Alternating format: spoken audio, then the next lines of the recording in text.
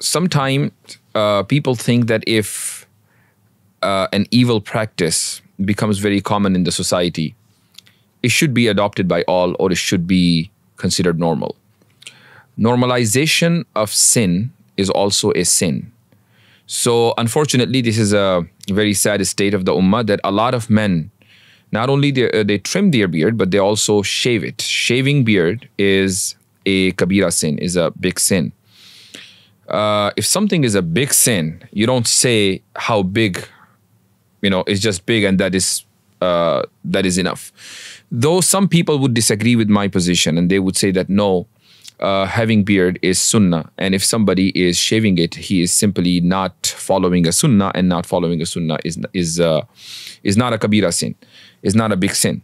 But in reality, if we look at the usulul fiqh, from the usulul fiqh position, we find that in the Quran and Sunnah, when an imperative command, a verb in an imperative command comes, so it is always for compulsion.